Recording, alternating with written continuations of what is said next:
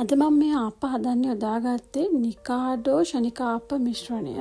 ඇත්තටම මෙහි තියෙන සිංහල බඩු ගන්න තියෙන කඩේ නිකාඩෝ ආප්ප ශනිකාප්ප මිශ්‍රණයයි MDK ශනිකාප්ප මිශ්‍රණයයි දෙකම තිබුණා.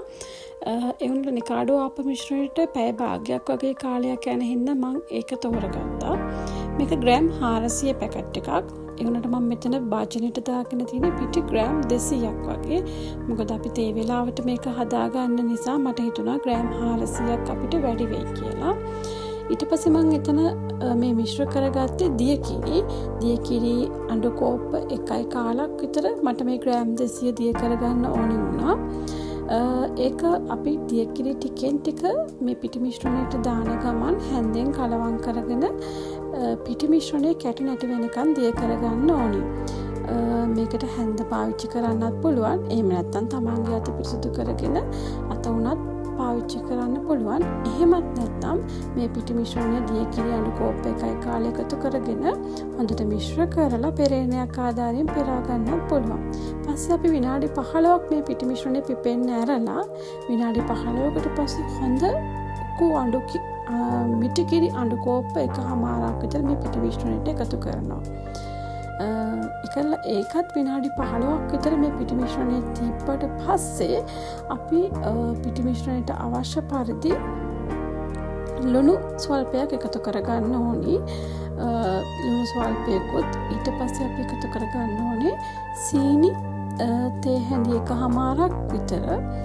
එකල හොඳට කලවම් කරගෙන මේ අතරතුර තාච්චි වෙන්න තල් තාච්චිය තියලා තියෙනවා. තාච්චිය හොඳට තෙල් ගාගෙන අපි මේ වෙලාවේ තියෙන්නේ. ඊට පස්සේ පිටි හැඳි 1.5ක් විතර තාච්චියට දාලා මෙන්න මේ විදිහට වටේම පිටි මිශ්‍රණය ගෑවෙන විදිහට තාච්චිය කරකවලා මද ගින්දරේ තමයි තාච්චිය තියන්න ඕනේ. මේ වගේ ආප්ප හදාගන්න සුදුසු තාච්චියක් හදාගන්න නම් හොඳයි. විනාඩි 2-3කට පස්සේ තමයි මේ ඔයගොල්ලෝ දකින්නේ. පොඩක් වටේ කර වෙලා මැද තැම්බිලා තියෙනවා නම් ආප්පේ පදමට ඇවිල්ලා කියලා හිතන්න පුළුවන්. කඩේ තරම් වට කුරුව නැති වුණත් මේ ආප්ප හරිම රසයි, හරිම කිරි රසයි.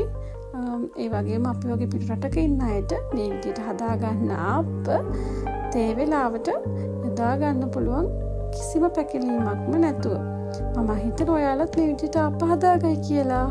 මේ ඔයාලා දකින නොවැම්බර් 5 වෙනිදා අපේ ගෙදර ඉස්සර අහස ඇත්තටම නොවැම්බර් 5 වෙනිදා රාත්‍රියේ හඳුන්වන්නේ බොන්ෆයර් නයිට් එක කියලා.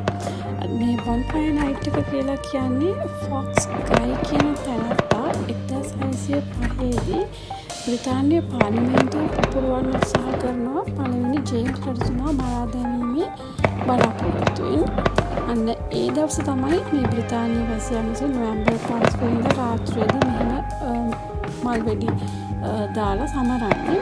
ඒතරම එළිමහන ස්ථානවල තමන්ගේ නිවෙස් වල පොදු ස්ථානවල මේ වගේ ලොකු මල් වෙඩි සංදර්ශන රාශියක් පවත්වන නොවැම්බර් 5 වෙනිදාට. මේ තියෙන්නේ අපේ ගෙදර ඉස්සරහා පිටිපස්ස අපි ජනේල වලින් නොනියම බලාගත්ත මල් වෙඩි සංදර්ශන. හරි ලස්සනයි. බලාගෙන හරි ආසයි වෙනවා. ඉතින් හරි අමතකයි නේද කුමාන්ත්‍රණයක් මල් වෙඩි වර්ෂාවකින් සමරනවා කියුවාම ඒ මොකක් වුණත් අපිට නම් නොමිලේම ලස්සන මල් වෙඩි වර්ෂාවක් බලා ගන්න පුළුවන් වුණා. බොහොම ස්තුතියි.